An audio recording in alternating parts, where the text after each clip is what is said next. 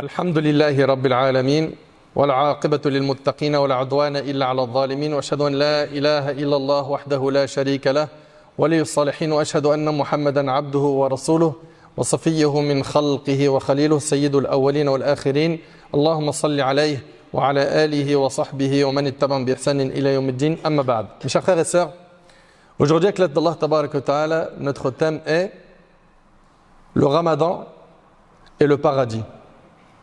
Comme vous le savez, nous sommes enfin, par la grâce d'Allah Tabaraka wa Ta'ala, dans le mois de Ramadan.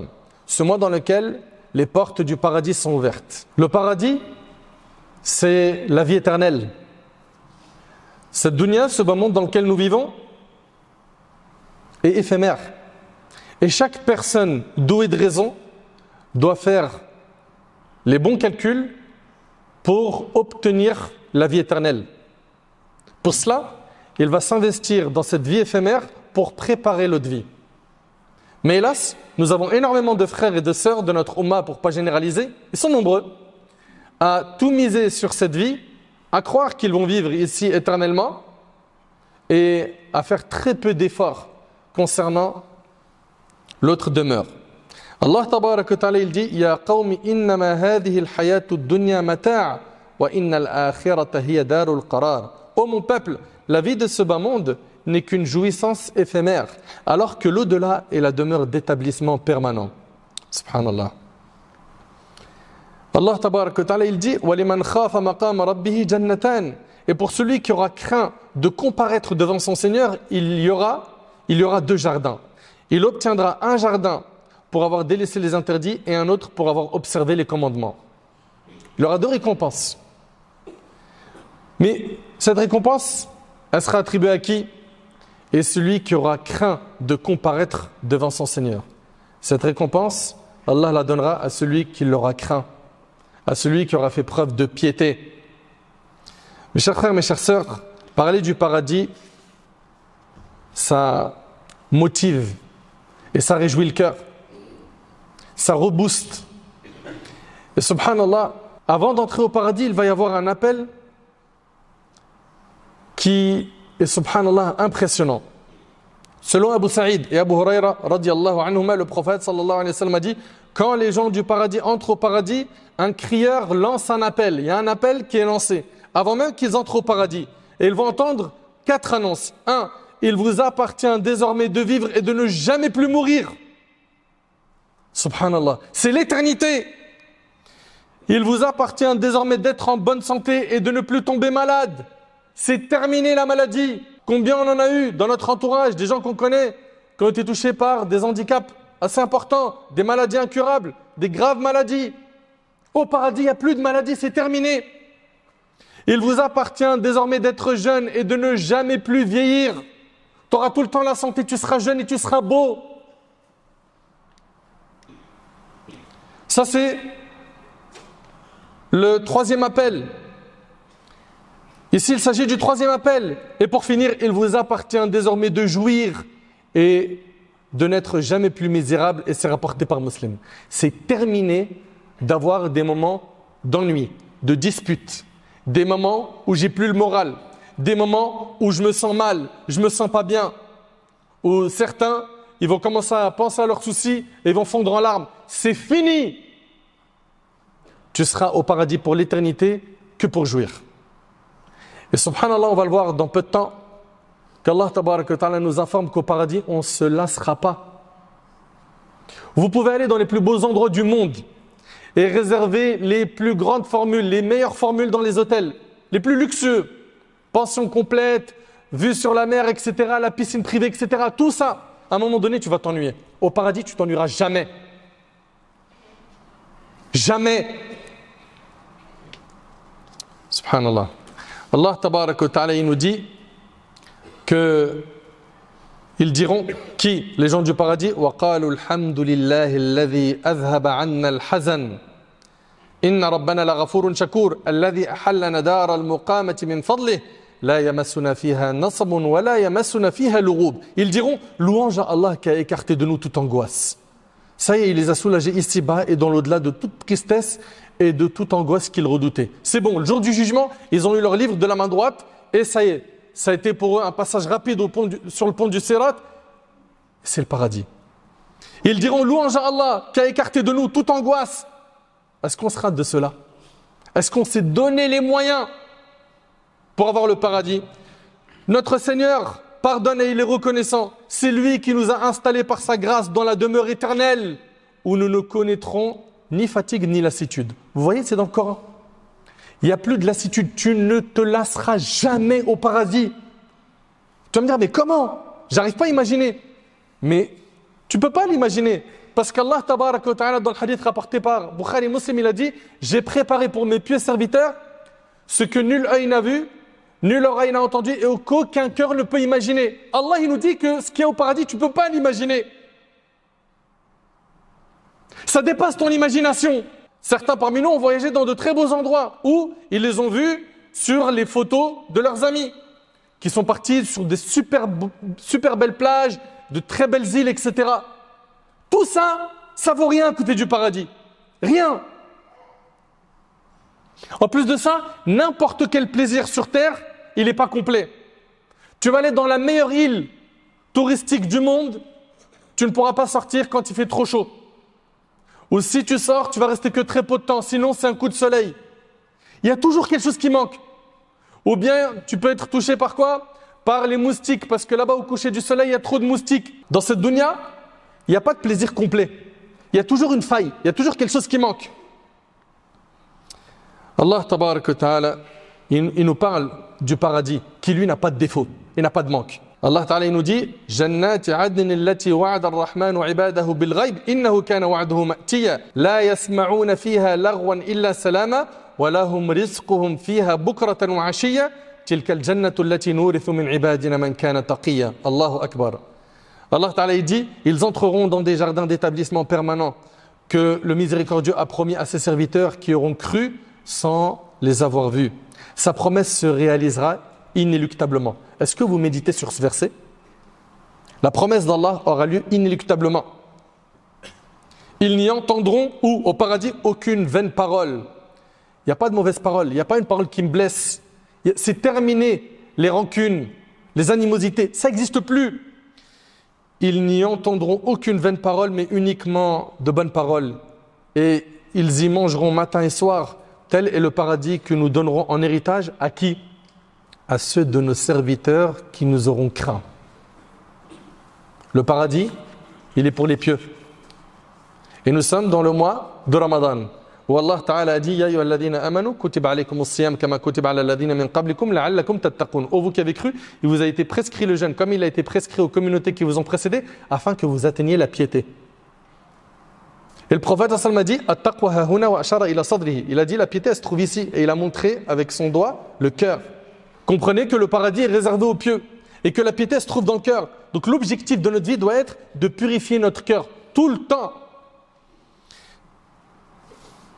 Mujahid rahimahullah, un parmi nos pieux prédécesseurs, a dit dans le paradis, la terre du paradis est feuilletée et son parterre est de musc. Le parterre du paradis il est parfumé. Subhanallah. Et attention, hein, vous avez entendu, le parterre est de musc. Mais là vous vous dites le musc, le parfum qu'on connaît nous sur terre. Alors tout ce qui existe au paradis ressemble à ce qu'il y a sur terre que dans le nom et pas dans la forme. Quand on parle d'arbres au paradis, quand on parle de palais au paradis, quand on parle de sources, de rivières au paradis, c'est une ressemblance uniquement dans le nom et non dans la forme. Mujahid rahimahullah a dit dans le paradis, la terre du paradis est feuilletée et son parterre est de musc. Ces troncs d'arbres sont en or. T'imagines le tronc d'arbre, il est en or. Et leurs branches de perles, d'émeraudes et de diamants. Est-ce que vous réalisez la beauté de cet arbre et leurs branches de perles, d'émeraudes et de diamants? Les feuilles et les fruits sont sous tout cela. Celui qui désirera manger de ces fruits debout, assis ou allongé ne sera pas dérangé. Les fruits s'offriront à lui sous un seul ordre de sa part. Au paradis, tu ne manges pas parce que tu as faim. Parce que la faim, c'est une souffrance. Il n'y a plus de souffrance au paradis. Au paradis, tu ne bois pas parce que tu as soif. Non, tu manges et tu bois que par plaisir. Et la nourriture que tu manges, dans les recueils authentiques que l'on a, elle est digérée par une odeur de musc qui sort de ton corps. C'est de cette manière-là que se fait la digestion. Car il n'y a plus d'urine, il n'y a plus de sel au paradis. Il n'y a plus de maladie, il n'y a plus de soucis.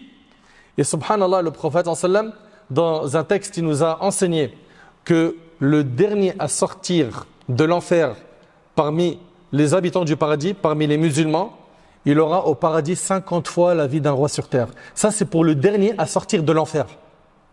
Le dernier qui sortira de l'enfer, qui entrera au paradis, il aura comme récompense au paradis la vie de 50 rois sur terre. Mais déjà la vie d'un seul roi sur terre, est-ce que vous savez ce que c'est? C'est un grand palais, c'est des grandes chambres, c'est de la verdure, c'est beau, c'est des gens qui sont à ton service. 50 fois la vie d'un roi, pour qui? Pour le dernier qui sortira de l'enfer. Mais imaginez pour ceux qui se sont retroussés les manches, ceux qui ont été sérieux dans leur pratique religieuse, ceux qui ont profité de leur temps, de leur jeunesse, qui ont nagé à contre-courant quand on les appelait au haram. Imaginez leur récompense. En période de trouble, ils ont réussi à tenir à la religion. Les gens seront stupéfaits en premier lieu au paradis de son parterre, composé de poussière à l'odeur de musc. Quand ils lèveront leur tête, ils verront des constructions sans équivoque, des constructions qu'ils n'ont jamais vues de leur vie et qu'ils n'ont jamais pu imaginer. Ça, c'est un point important, qu'ils n'ont jamais pu imaginer. En écoutant cette description, si on tente d'imaginer une belle construction, on va se référer à ce que l'on a vu sur Internet ou bien un endroit dans lequel on s'est rendu au bord de la plage avec de beaux décors. Cependant, il faut savoir que les constructions du paradis n'ont rien à voir avec ceux de la dunya. Mes chers frères et sœurs, il s'agit du paradis. Allah tabarak wa ta'ala, il dit وَيُطْعِمُونَ الطَّعَامَ عَلَى حُبِّهِ مِسْكِينًا وَيَتِيمًا وَأَسِيرًا إِنَّمَا نُطْعِمُكُمْ لِوَجْهِ اللَّهِ لَا نُرِيدُ مِنكُمْ جَزَاءً وَلَا شُكُورًا إِنَّا نَخَافُ مِنْ رَبِّنَا يَوْمًا عَبُوسًا قَمْطَرِيرًا فَوَقَاهُمُ اللَّهُ شَرَّ ذَلِكَ الْيَوْمِ وَلَقَّاهُمْ نَضْرَةً وَسُرُورًا وَجَزَاهُمْ بِمَا صَبَرُوا جَنَّةً وَحَرِيرًا مُتَّكِئِينَ فِيهَا عَلَى الْأَرَائِكِ لَا يَرَوْنَ فِيهَا شَمْسًا وَلَا زَمْهَرِيرًا وَدَانِيَةً عَلَيْهِمْ ظِلَالُهَا وَذُلِّلَتْ قُطُوفُهَا تَذْلِيلًا jusqu'au verset où Allah il dit Inna hadha kana lakum jaza'an wa kana sa'yukum mashkura. Allah Ta'ala il dit ils offrent aux pauvres, à l'orphelin et aux prisonniers de la nourriture malgré leurs propres désirs et besoin d'en manger. Et se disant nous vous nourrissons uniquement pour la face d'Allah. Ils font ça sincèrement, sans attendre de vous ni récompense ni remerciement. Nous redoutons de la part de notre Seigneur un jour qui verra les visages renfrognés et les fronts plissés. Ces gens-là avaient peur du jour du jugement.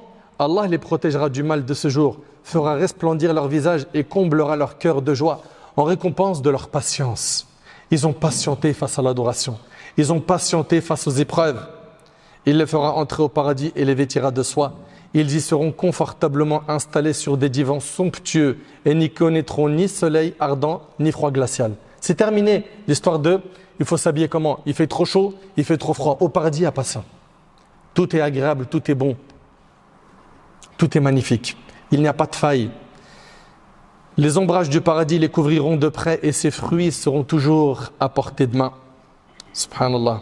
Et à la fin des versets, Allah Ta'ala dit, on leur dira, ceci sera votre récompense. Vos efforts sont pleinement récompensés. Il y a eu des efforts, il y a la récompense. Toi, tu vas avoir la récompense d'Allah, tu vas avoir le paradis, mais qu'est-ce que tu as fait comme sacrifice? Pose-toi la question. On est pendant le mois de Ramadan. Qu'est-ce que tu as lu du Coran? Combien de fois tu es venu à la mosquée? Est-ce que tu as réussi à préserver tes membres jusqu'à maintenant ou pas? On est en train de parler du paradis, mes frères et sœurs. L'affaire, elle est importante. Qu'est-ce qu'on a fait jusqu'à maintenant? Es-tu satisfait des quelques jours qui sont passés? Est-ce que tu as mis le paquet? Est-ce que tu as montré à Allah le meilleur de toi-même dans tes ibadat, dans tes adorations? Est-ce que tu as plutôt été de ceux qui ont perdu tout leur temps sur le smartphone, les écrans, à regarder des futilités, voire des péchés? Au paradis, bi'idhnillah, on y accédera avec notre famille, nos épouses qui ont été quoi? Qui ont été croyants et pieux. Allah Ta'ala dit Jannatu adnin yadkhulunaha wa man salaha min abaihim wa azwajihim wa dhurriyyatihim wal malaikatu yadkhuluna alayhim min kulli bab salamun alaykum bima sabartum fa ni'ma 'uqbad dar. Des jardins d'établissement permanent où ils entreront avec tous ceux de leurs pères, épouses et descendants qui auront cru. De chaque porte, les anges entreront près d'eux en disant « Paix sur vous, pour ce que vous avez enduré, combien est excellente votre ultime demeure. » Allahu Akbar. Allah Ta'ala dit « Inna ashab al-jannati al-yawma fi shughulin fakihun, hum wa azwajuhum fi dhilalin ala al-ara'iki muttaki'un, lahum fiha fakihatun wa lahum ma yadda'un, salamun qawlan min rabbir rahim. » En ce jour, les hôtes du paradis seront absorbés par leur bonheur. en compagnie de leurs épouses, confortablement installés sur des divans ombragés, disposant de fruits à profusion et de tout ce qu'ils désireront. Tu auras tout ce que tu veux au paradis. Tout. Ici, pour avoir une chose, tu dois travailler, économiser. Dès que j'ai l'argent, je peux l'avoir. Au paradis, tout ce que tu veux, tu l'as. Disposant de fruits à profusion et de tout ce qu'ils désireront, que le salut soit sur vous. Telle est la parole qui leur sera adressée par un Seigneur miséricordieux. Au paradis, c'est la joie pour l'éternité. Il n'y a plus de tristesse, il n'y a plus d'angoisse. Toi qui es éprouvé, toi qui as mal au cœur, toi qui en veux à des personnes qui font partie de tes proches, tes meilleurs amis, tu te sens trahi. Au paradis, c'est terminé, il n'y a plus de tristesse, il n'y a plus d'angoisse. Allah Ta'ala, il dit Inna al-abrara la fi na'im ala al-ara'iki yanzurun ta'rifu fi wujuhihim nadrat an-na'im. Les gens de bien vivront dans la félicité, confortablement installés sur de somptueux divans. Ils contempleront le visage de leur Seigneur et ses bienfaits. On connaîtra sur leur visage l'éclat de la félicité. Et vous savez, subhanallah, quand ils seront au paradis, et ce que je vous dis là, c'est ce qui est compilé par plusieurs textes, une version de Jarir, de Sahib, de Anas, d'Abu Huraira, d'Abu Moussa et d'Abu Saïd, radiallahu anhu, en compilant leurs textes concernant la vision d'Allah qui sera la plus grande récompense au paradis. Quand ils seront au paradis, ils vont entendre aux gens du paradis, vous avez une promesse d'Allah qui veut la réaliser. Ils diront laquelle? Il nous a blanchi nos faces, il nous a alourdi nos balances, il nous a introduits au paradis et nous a détournés de l'enfer. Restant dans cette position jusqu'à ce qu'une lumière les éclaire et les paradis avec. Ils lèveront leur tête et ils verront le contraignant Allah Azza wa Jal. Il se montrera au-dessus d'eux et dira aux gens du paradis, il leur dira Salam alaykum, que la paix soit sur vous. Et il n'y aura pas mieux que son salut. Et ils lui répondront, c'est toi la paix, Allahumma anta salam wa minka salam, tabarakta ya dhal jalali wal ikram. C'est toi la paix et de toi vient la paix, plein de majesté et de magnificence. Il se montrera à eux, souriant et disant aux gens du paradis, la première des choses qu'ils entendront de lui sera, où sont mes serviteurs qui ont cru en moi sans m'avoir vu? C'est la première chose qu'ils vont entendre d'Allah. Où sont mes serviteurs qui ont cru en moi sans me voir? Allahu Akbar. C'est le jour. Ce jour est le jour du surplus. Ils répondront en chœur, nous avons agréé, agréez-nous. On est satisfait, sois satisfait de nous. Il leur répondra aux gens du paradis, si je n'étais pas satisfait de vous, je ne vous aurais pas fait entrer dans mon paradis. C'est le jour du surplus, demandez-moi. Ils répondront en chœur, montre-nous ta face afin de la contempler. Les voiles s'enlèveront et il se montrera. Il les recouvrira de sa clarté. Dans cette réunion, Allah parlera avec eux un par un. Un par un. Ils verront Allah et ils n'auront pas vu quelque chose de plus beau que le visage d'Allah tabarak wa ta'ala. Ça, c'est ce qu'on le retrouve dans le livre d'Ibn al-Qayyim du paradis. Mes chers frères, mes chères sœurs, on peut parler du paradis pendant encore très longtemps. Mais on est dans une khutbah. Et on est obligé de sélectionner et d'écourter. La question que je me pose et que je vous pose, c'est est-ce qu'on a retroussé nos manches pour le paradis? Est-ce que réellement on est motivé? On est dans un mois où si on ne se réforme pas pendant ce mois, quand est-ce qu'on va se réformer? Si dans ce mois-là tu ne te repens pas, quand est-ce que tu vas revenir vers Allah? Si dans ce mois tu ne prends pas des résolutions, quand est-ce que tu vas le faire? Tout ce que tu as entendu du paradis, ne te donne pas envie d'y accéder? Tu n'aimerais pas faire partie des habitants du paradis?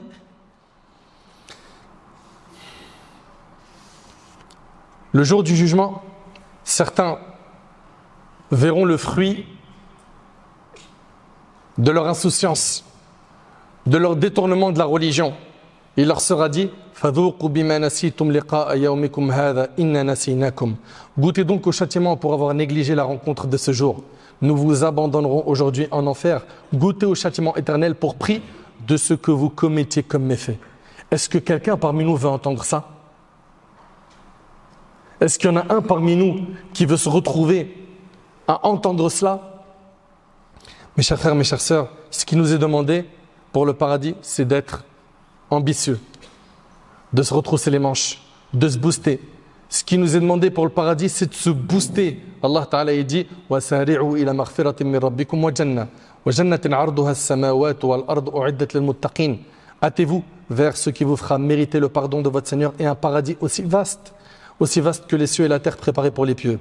Allah Ta'ala, il dit, concernant les gens du paradis, كانوا قليلا من الليل ما يهجعون وبالأسحار هم يستغفرون وفي أموالهم حق للسائل والمحروم. Il dit, subhanahu wa ta'ala, ils dormaient peu la nuit. Allah Ta'ala les décrit en disant, ils dormaient peu la nuit, ils passaient leur nuit en prière. Est-ce qu'on fait partie de cela? On passe notre nuit sur Netflix, sur TikTok, sur Twitter. Regardez, ils dormaient peu la nuit. Aux dernières heures de la nuit, ils imploraient le pardon d'Allah. Ils étaient en istighfar. Ils demandaient pardon à Allah. Et ils accordaient sur leurs biens un droit aux mendiants et aux démunis. Et ils dépensaient de leur argent dans les nobles causes. Où en sommes-nous par rapport à tout ça? Où en sommes-nous par rapport aux prières nocturnes? Où en sommes-nous par rapport à Tarawih? Où en sommes-nous par rapport au fait de lire le Coran? Tu as envie de dormir, tu dis, allez, je vais faire l'effort au moins de lire quelques pages parce que je n'ai pas lu aujourd'hui. On en est où par rapport au sacrifice? On en est où par rapport aux aumônes? Depuis le début de Ramadan, l'argent qui est coffré dans ton compte, qu'est-ce que tu as donné pour Allah subhanahu wa ta'ala?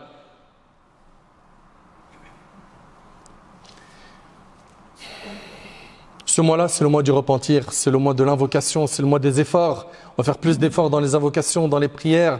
On va jeûner avec tous nos membres, on va faire des aumônes, on va se réconcilier avec les membres de notre famille. C'est de cette manière-là qu'on aura le paradis. Et il sera dit aux gens du paradis, on dira aux hôtes du paradis, mangez et buvez en toute quiétude, en récompense de ce que vous avez accompli durant les jours passés sur terre. À nous maintenant de faire le nécessaire pour aider les gens dans le besoin. Dans ce mois-là, il y a des gens qui sont pauvres. On connaît peut-être des orphelins. Et si on n'en connaît pas sur des sites, on peut parrainer des orphelins, faire des dons pour les orphelins, faire des dons pour les orphelins, aider les femmes veuves ou bien des personnes qui sont incarcérées et qui sont en difficulté financière. Toutes ces personnes-là qui sont dans le besoin, à nous de faire le nécessaire pour les aider dans ce mois de générosité. Allah Ta'ala dit فَأَمَّا مَنْ أَعْطَى وَاتَّقَى وَصَدَّقَ بِالْحُسْنَى فَسَنُيَسِّرُهُ لِلْيُسْرَى. Celui qui s'acquitte de ce qui lui est imposé, craint Allah et croit en la plus belle récompense, nous lui accorderons de cheminer la voie la plus aisée. Mes frères, mes sœurs, on a parlé du paradis. Maintenant, j'ai envie de vous dire, et après? Qu'est-ce qui va changer dans notre vie? Chacun d'entre nous aimerait se retrouver pour l'éternité dans cette demeure où on ne s'ennuiera pas, où il n'y a ce que l'on ne peut pas imaginer. Mais le paradis a son prix. Le prophète sallallahu alayhi wa sallam a dit, la marchandise d'Allah vaut cher, la marchandise d'Allah c'est le paradis. Il va falloir qu'on paye le prix. Et le prix, ça va être les sacrifices qu'on va faire pour se lever pour subh. Parce que jusqu'à maintenant, il y en a qui ne prient pas subh, ou certains qui ne font pas encore les 5 prières.